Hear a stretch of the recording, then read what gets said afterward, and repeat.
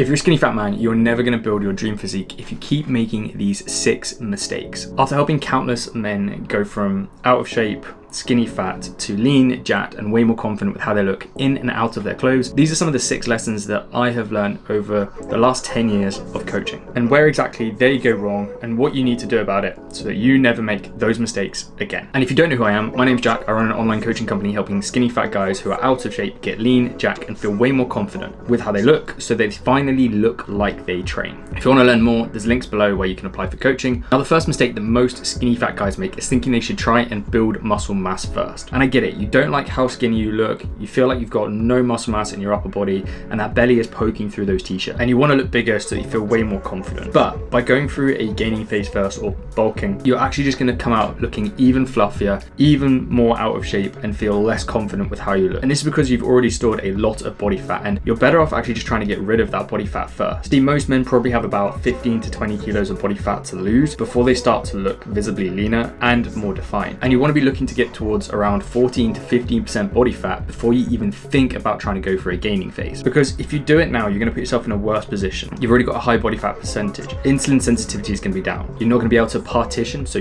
utilize and move those carbohydrates and fats around to be used by the muscles, and it's far more likely to get stored as body fat. So when you get into a much leaner position, around that 14-15%, your insulin sensitivity is so much higher, which means you're able to utilize those carbohydrates for training, and they're far less likely to get stored as body fat. This means you'll have a higher training performance, you won't be fatigued as much going into your sessions, and ultimately means you're able to push harder in those sessions to build more muscle mass in the future. And now that you know that you need to get lean first, the second most important lesson is that your training performance and intensity need to be way higher than you think it is right now. You can still focus on building muscle mass in your gym sessions, but chasing the pump and thinking that that's going to be building muscle mass isn't actually helping you. Because if that was true, you'd have seen way more progress over the last 6 to 8 months than you actually have. And you probably wouldn't be watching this video. See, resistance training is not about burning body fat. It's not about going into the gym and trying to burn as much as your Fitbit says as possible. It's about going into those sessions and trying to build as much muscle mass as you can and resting between those sets so you've got enough carbohydrates and energy to push hard in those sessions, trying to get to those effective rep states where we're creating a lot of tension. And if right now you're going into the gym, going through the motions, not really sure what to do, you know that you need to train to build muscle mass, you feel out of shape, there's a link below where you can apply for coaching spots, and I can run you exactly through what you need to do in a 30-minute consultation that's completely for free, and it's just going to help to give you a lot more sense of what's going wrong and what we need to do to help you achieve the results that you want. So if you're wanting to build muscle mass, here's 3 things that we need to understand, and this is like the hypertrophy pyramid that most coaches will talk about. The first one is tension. Now, tension is the biggest driver of muscle growth, and so this mechanical tension that we want to be looking for is where your fibers are producing the most amount of force. The higher the force output, the more noticeable and the closer that you're getting to failure within your sessions, the more this drives muscle protein synthesis, which is the creation of new cells or the elongation of the cells within those muscle fibers. Now, muscle damage isn't necessarily the thing we want to go for next, which is the second part of this pyramid. Yes, you're going to have that created as a result of creating muscle tension or new and an amount of volume that you're not used to when it comes to training. So it's not something you want to strive for every single session. You want to probably experience this every 8 to 12 weeks when you get a new training program that you're running, or you've increased the volume by a number of sets for some exercise. And see, this is where the cells lose the integrity due to training so hard. Then you've got metabolic stress. Now, this is where that pump feeling comes from quite a lot. It's where the blood is pooling in your muscles.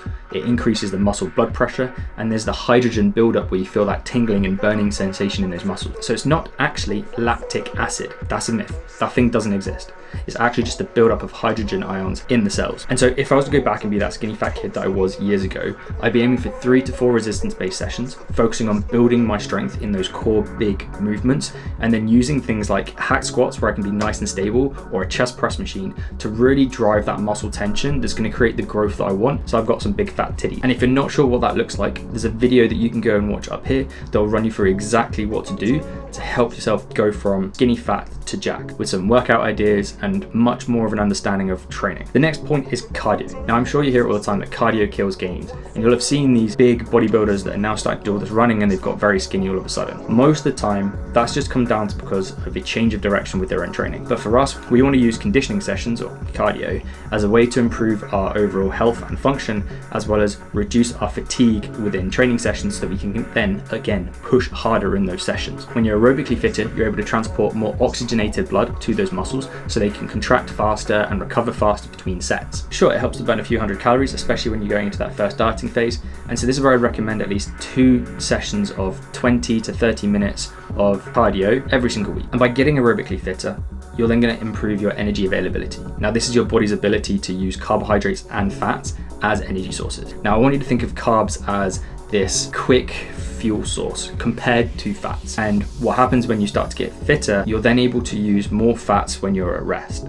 Now, skinny fat guys typically are really poor at using this metabolic flexibility with energy availability because we're not very good at using fats, stored fats, or dietary fats at lower intensities, and we burn through carbs a lot faster. So this is where aerobic and anaerobic exercise is going to be so important for you to do. The next point is meal timings.